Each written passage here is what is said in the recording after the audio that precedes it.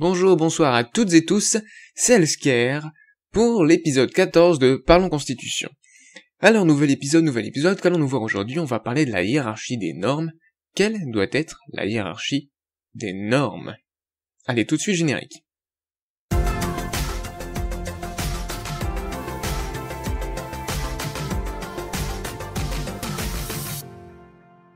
Allons-y, légicentrisme et supériorité de la loi. Mais avant de voir ce qu'est le légicentrisme, et donc avec la supériorité de la loi, parlons de la hiérarchie des normes. Alors c'est quoi la hiérarchie des normes? La hiérarchie des normes, c'est une vision synthétique du droit. C'est une vision du droit hiérarchisant les normes juridiques. Donc toutes ces règles, tous ces articles de loi, toutes les normes, les arrêtés, ce genre de choses. Les normes inférieures doivent être conformes à toutes les normes supérieures. Par exemple, un arrêté doit être conforme à la loi, et à la Constitution, et au traité. Voilà, par exemple. Mais la loi doit, elle, être conforme, pas aux arrêtés qui sont en dessous, mais à tout ce qui lui est immédiatement au-dessus. Donc, dans l'ordre interne, c'est ce qu'on verra dans l'ordre interne français actuellement, donc au traité et accords internationaux, et à la Constitution. Voilà, donc c'est ça en fait, c'est la conformité des normes inférieures aux normes qui lui sont supérieures, à toutes les normes qui leur sont supérieures. Alors cette vision a été formalisée par l'austro-américain et théoricien du droit Hans Kelsen. Vous avez les dates juste là, il est né en 1881 et mort en 1973. Elle a une petite photo de cet homme. Alors, à quoi sert la hiérarchie des normes? Elle permet de résoudre les conflits de normes juridiques. Elle permet de donner de la cohérence au système juridique, de donner de la cohérence au droit. Parce que, sans hiérarchisation de toutes ces normes, entre les arrêtés, la Constitution, la loi, et sans ce principe de conformité des normes inférieures aux normes supérieures, dans un procès, une loi qui serait par exemple pas conforme à la Constitution, ou un arrêté qui serait pas conforme aux lois, pourrait rentrer en conflit, pourrait conduire à des résolutions différentes du procès. Alors que si on demande à ce qui est la hiérarchie des normes, ce qui impose également la mise en place de contrôle de cette hiérarchie, ça c'est plus de partie contrôle juridique, et ben s'il y a un conflit entre les normes, ça pose problème, là on le résout par le fait que la norme inférieure devant être conforme à la norme supérieure. S'il y a un problème, c'est soit dans l'interprétation des normes, soit dans le fait que en fait la norme inférieure n'est pas conforme à la norme supérieure. Dans ce cas-là on fait un recours pour contester la validité, la conformité d'une norme, ou alors on l'applique pas selon les différents procédés. Donc comme je l'ai dit, ça implique des contrôles de conformité, qui permet de s'assurer le respect de cette hiérarchie. Alors maintenant, allons tout de suite au légicentrisme. Qu'est-ce que le légicentrisme? Le légicentrisme, son principe, c'est que la loi est l'expression de la volonté générale. La loi est l'expression de la volonté générale, et par conséquent, elle dispose d'une autorité suprême sur l'ensemble des normes juridiques. Il n'y a donc rien au-dessus, et tout ce qui est en dessous doit être conforme à la loi. Alors, le légicentrisme, en France, est né lors de la Révolution, la Révolution française, donc en 1789. La première, la Grande Révolution, comme on l'appelle. Donc, c'est né face au pouvoir royal absolu, pour que les parlements, en fait le Parlement, puisse en réalité avoir une pleine assise et cantonner réellement le pouvoir du roi, à cette époque. Et donc ça s'inspirait notamment de la pensée de Montesquieu, ou celle encore de Jean-Jacques Rousseau. Alors du coup, qu'est-ce qu'il se passe? Qu'est-ce que ça donne en termes de hiérarchie des normes, ce légicentrisme? Bien tout simplement, la loi est au-dessus, au sommet de la pyramide si on veut, et juste en dessous il y a tout le reste, les actes administratifs. Les actes administratifs étant hiérarchisés entre eux, bien sûr. Dans la loi, qu'est-ce qu'on a? On a les lois constitutionnelles qui sont au même rang en fait que les autres lois. Donc les lois constitutionnelles, c'est ce qui fonde les constitutions en réalité, c'est les lois constitutionnelles. Les lois organiques, les décrets-lois. Donc les décrets-lois, ce sont des lois prises par le gouvernement lorsque le Parlement demandait au gouvernement de prendre des décisions dans telle matière. Il y a les lois de ratification d'accords internationaux, donc ces accords également sont au même rang que la loi, etc., etc. Et donc, du côté des actes administratifs, qu'est-ce qu'on a? On a les actes du gouvernement et de l'administration, suivant leur hiérarchie. Enfin, par exemple, les décrets sont supérieurs aux circulaires. Je rentre pas dans les détails car c'est pas vraiment ce qui nous intéresse ici. Alors qu'est-ce qu'on a ensuite? Après l'hélicentrisme, historiquement d'ailleurs, on a eu le constitutionnalisme, avec une supériorité de la Constitution. C'est encore ce qui est majoritaire dans les pays occidentaux, comme la France, l'Allemagne, les États-Unis, ou d'autres pays, l'Espagne, l'Italie, voilà. Quel est son principe? Qu'est-ce que c'est le constitutionnalisme? C'est qu'en fait, la Constitution et les normes associées à celle-ci priment les autres normes juridiques, y compris la loi. Prime, ça veut dire sont au-dessus. Sont au-dessus dans la hiérarchie des normes. Y compris la loi. C'est pour ça qu'il n'y a plus de d'hélicentrisme. Donc là, je vous ai mis une photo de l'entrée du Conseil constitutionnel, qui est un contrôle, qui est une cour constitutionnelle qui sert à contrôler la constitutionnalité des lois. Je rentre pas dans les détails, bien sûr, pas maintenant. Alors, le constitutionnalisme se développe grandement après la Seconde Guerre mondiale. Pourquoi? Parce que pendant la Seconde Guerre mondiale, les législateurs, les parlements, ont donné, dans beaucoup de pays, du pouvoir à des dictateurs, ont donné naissance à des régimes autoritaires, voire totalitaires. Comme par exemple en Allemagne, bien sûr, le plus grand des exemples, celui que tout le monde connaît. Ou même en France, avec le régime de Vichy. Donc, après ce constat que le pouvoir législatif pouvait initier l'avènement de régimes autoritaires voire totalitaires, on a mis en place, les constituants des constitutions suivantes d'après la Seconde Guerre mondiale ont mis en place une constitution au-dessus de la loi, pour limiter les pouvoirs du législateur.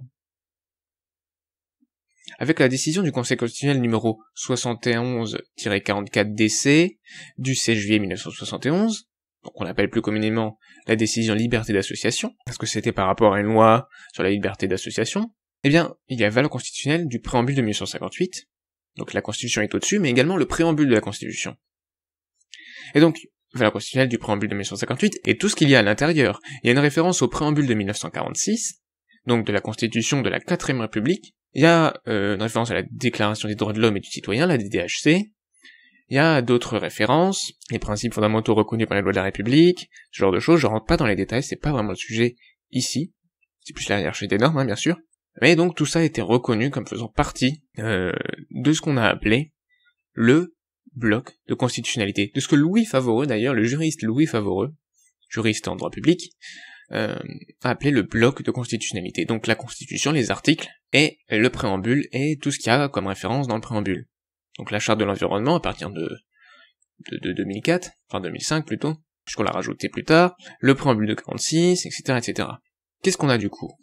Alors la Constitution française place le bloc de conventionnalité, c'est-à-dire toutes les conventions, les traités, les accords internationaux, au-dessus de la loi, au-dessus du bloc de l'égalité, donc tout ce qui a valeur législative.